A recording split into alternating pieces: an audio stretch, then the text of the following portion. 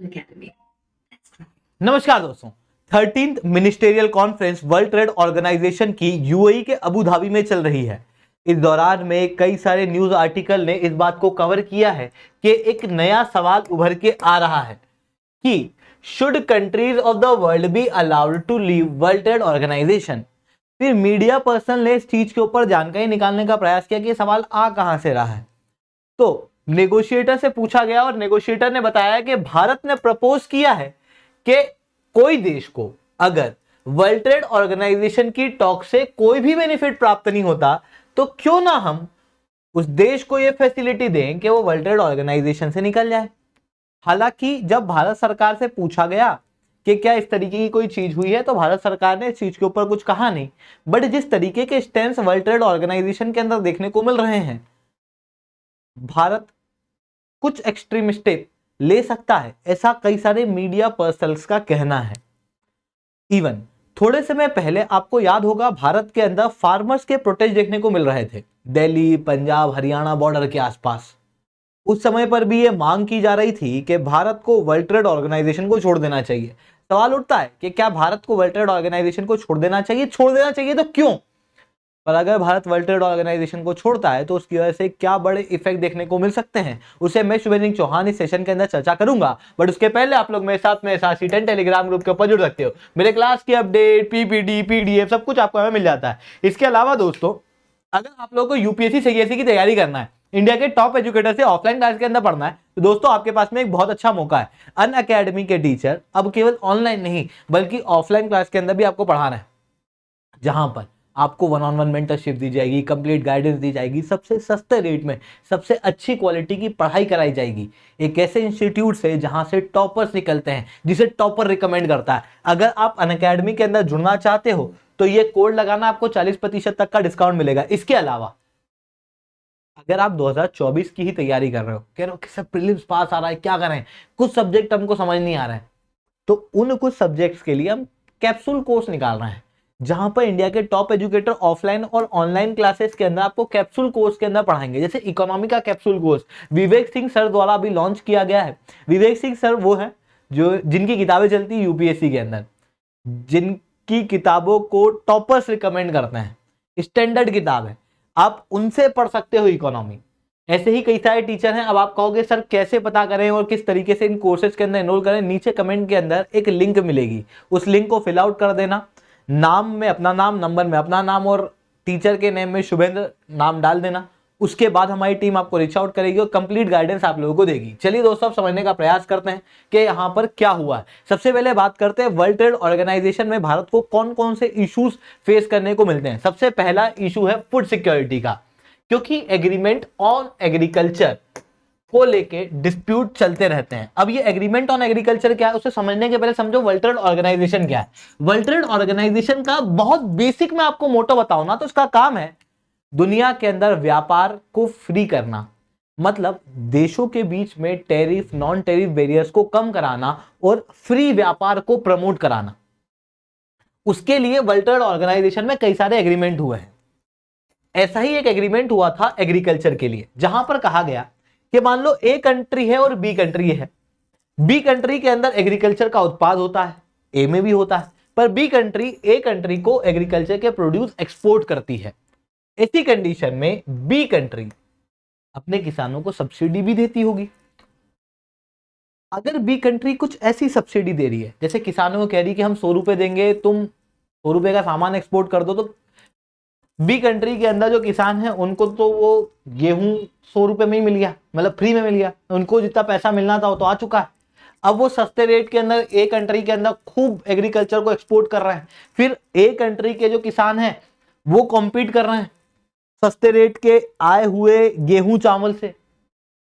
ऐसी कंडीशन में उनको भी अपने रेट कम करने पड़ रहे हैं। ऐसी कंडीशन के अंदर A कंट्री का मार्केट डिस्टॉर्ट हो जा रहा है। ऐसी चीजें ना हो उसके लिए एग्रीमेंट ऑन एग्रीकल्चर हुआ था, जिसके अंदर सब्सिडीज के ऊपर रोक लगाई गई थी। सब्सिडीज को 3 अलग अलग भागों में बांटा गया था। ब्रॉडली ये 2 प्रकार की हैं। पहली प्रकार की सब्सिडी है जो दूसरे देश के मार्केट को डिस्टॉर्ट नहीं करती, उसे डाला गया था ग्रीन बॉक्स में।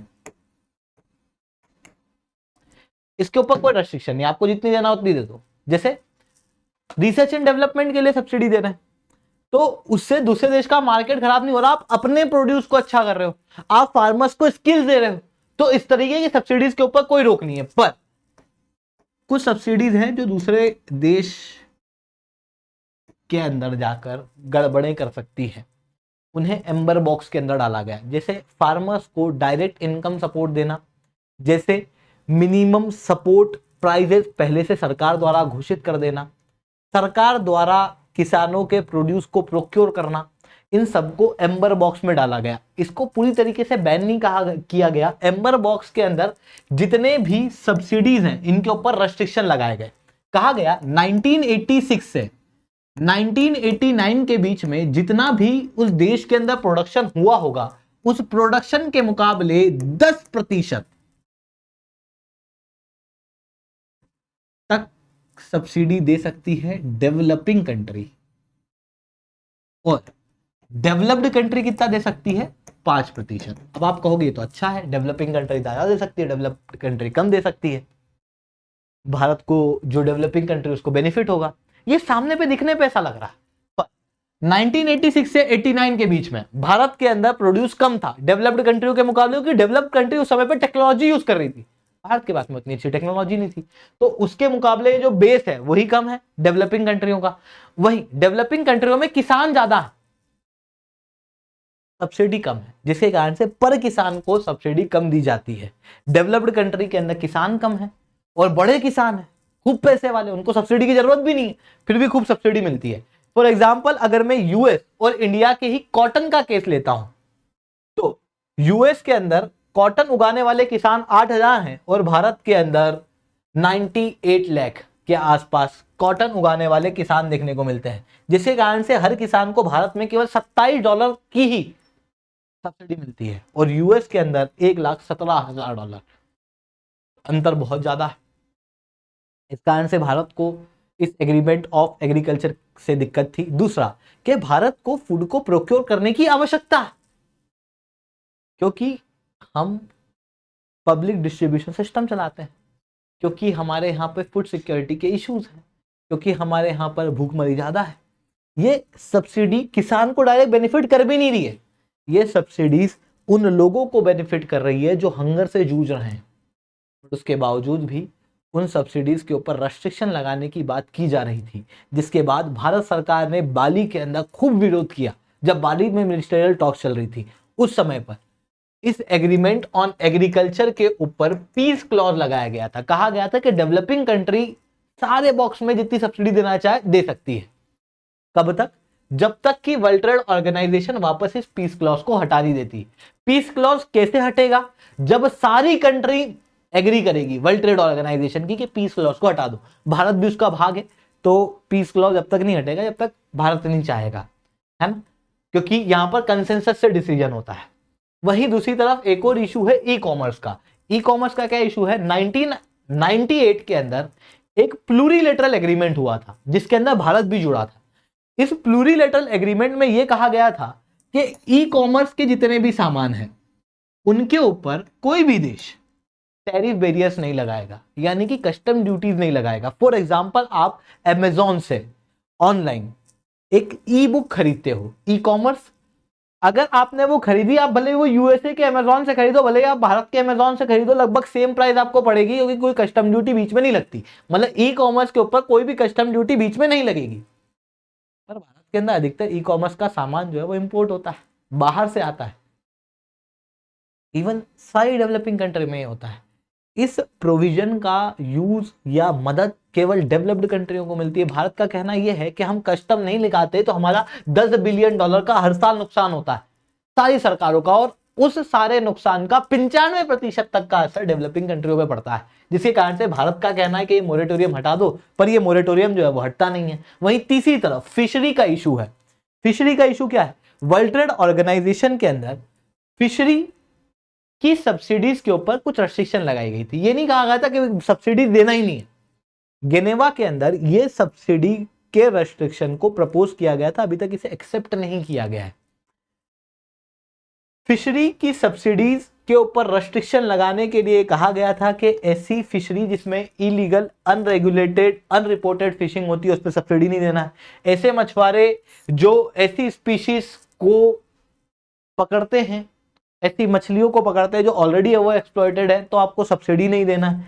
या ऐसी मछलियां जो अनरेगुलेटेड है हाई सीज के अंदर, तो उसके ऊपर सब्सिडी नहीं देना है। भारत का कहना यह है कि हम तो हमारे मछुआरों को यूं भी ज्यादा सब्सिडी नहीं देते। भारत $277 मिलियन तक की सब्सिडी देता है। वहीं China, Japan, European union, United states ये $2000 मिलियन तक की सब्सिडी अपने मछुआरों को देते हैं। इन्होंने ऑलरेडी सब्सिडी दे दे के मछुआरों को अमीर कर दिया है। इनके मछुआरे ऑलरेडी ग्लोबल लेवल पे एक अच्छी पोजीशन होल्ड कर रहे हैं और उस समय पर सब्सिडीज पे रेस्ट्रिक्शन लगाई जा रही है। भारत का कहना हम लगा देंगे, पर हमको 2 साल नहीं, हमको थोड़ा ज्यादा समय दो, जिसके कारण से यहाँ पर डिस्प्यूट जो है वो देखने को मिलता है। वहीं आप भारत में ही रहते हो, आप इस बात को बहुत अच्छे से जानते हो। अगर मैं कह रहा हूँ मछुआरे हैं, तो आपके मन में आएगा कि यार गरीब होंगे, मतलब भारतीय मछुआरे अधिकतर ज्यादा मात्रा में गरीब, ऐसी कंडीशन में उनको सब्सिडी देना आवश्यक है, ये भारत का कहना है। ये सारे इश्यूज वर्ल्ड ट्रेड ऑर्गेनाइजेशन में देखने को मिलते हैं और अधिकतर इशू जो है वो एग्रीकल्चर वगैरह से रिलेटेड है। इस कारण से रिसेंटली जो फार्मर्स हैं वो कह रहे थे कि वर्ल्ड ट्रेड ऑर्गेनाइजेशन से भारत को निकल जाना चाहिए। पुरानी एक आध रिपोर्ट है उसके अंदर भी ये कहा गया था, क्योंकि उस समय पर एग्रीमेंट ऑन एग्रीकल्चर के ऊपर पीस क्लॉज नहीं लगा था। बट अभी वर्ल्ड ट्रेड ऑर्गेनाइजेशन से निकलना अपने आप में अपने ही पांव पे कुल्हाड़ी मारने जैसा होगा।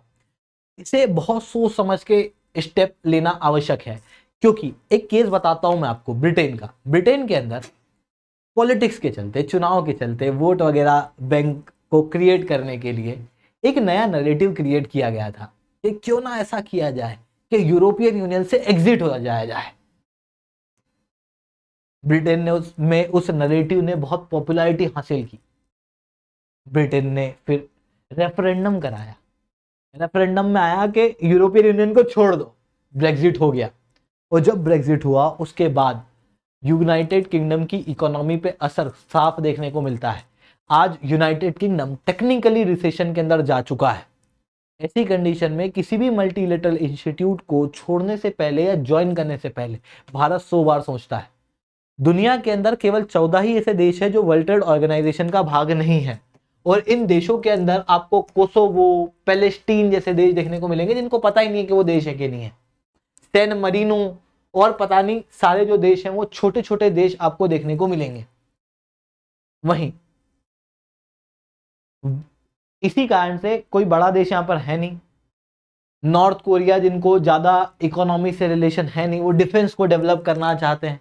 ऐसी कंडीशन में भारत अगर वर्ल्ड ट्रेड ऑर्गेनाइजेशन को छोड़ता है तो भारत के ऊपर क्या असर पड़ेगा वो क्लियर नहीं है। वहीं दूसरी तरफ वर्ल्ड ट्रेड ऑर्गेनाइजेशन को छोड़ने से भारत के ऊपर कुछ नेगेटिव इंपैक्ट पड़ सकते हैं। दैट इज मार्केट एक्सेस नहीं मिलेगा दूसरे देशों का। वर्ल्ड ट्रेड ऑर्गेनाइजेशन का भाग होने से भारत को क्या मिलता है? दूसरे देशों के अंदर बराबर मार्केट का access world trade organisation create करने की कोशिश करता है, भले कर नहीं पाता पर कोशिश करता है, रेस्ट्रिक्शन तो लगाता है, जिसके कारण से भारत को दूसरे देशों के अंदर फ्री मार्केट एक्सेस मिल पाता है। वहीं अगर कोई देश वर्ल्ड ट्रेड ऑर्गेनाइजेशन का भाग है तो फिर इंटरनेशनल लेवल पे फॉरेन इन्वेस्टर्स को भरोसा होता है उस देश पे। ऐसी कंडीशन के अंदर भारत के अंदर ज्यादा इन्वेस्टमेंट आ पाता है। अगर हम वर्ल्ड ट्रेड ऑर्गेनाइजेशन को छोड़ते हैं तो इसके ऊपर भी असर पड़ेगा। वहीं ग्लोबल लेवल के ट्रेड रूल में भारत का से कम हो जाएगा, क्योंकि ग्लोबल लेवल के व्यापार के नियम कौन बना रहा है? World trade organisation. जहां पर डिसीजन कैसे हो रहा है? कंसेंसस से। मतलब अगर एक भी देश ने मना कर दिया तो फिर वो रूल पास नहीं होता। हर देश के पास में वीटो पावर है वर्ल्ड ट्रेड ऑर्गेनाइजेशन, मतलब भारत के पास में भी है। अगर भारत वर्ल्ड ट्रेड ऑर्गेनाइजेशन को छोड़ देता, बाकी सब लोग एक रूल को फॉलो कर रहे हैं, भारत नहीं कर रहा, भारत या तो आइसोलेट हो जाएगा या फिर भारत को उस रूल को फॉलो करना पड़ेगा। तो ऐसी कंडीशन में इंटरनेशनल लेवल के ट्रेड रूल से इंफ्लुएंस कम होने की समस्या है। इन सारे कारणों से भारत जो है वर्ल्ड ट्रेड ऑर्गेनाइजेशन को नहीं छोड़ सकता। आई होप आप लोगों को ये सारी बातें जो है समझ में आई होंगी। लेक्चर अच्छा लगा हो तो लाइक करना, लेक्चर बहुत अच्छा लगा हो तो नीचे रिटर्न कमेंट करना। इसके अलावा यूपीएससी सीएससी की तैयारी करना, इंडिया के टॉप एजुकेटर से पढ़ना है तो आप अनअकैडमी के ऊपर जुड़ सकते हो। इस वीडियो को एंड तक देखना ताकि आपको समझ में आए कि अनअकैडमी क्या ऑफर कर रहा है।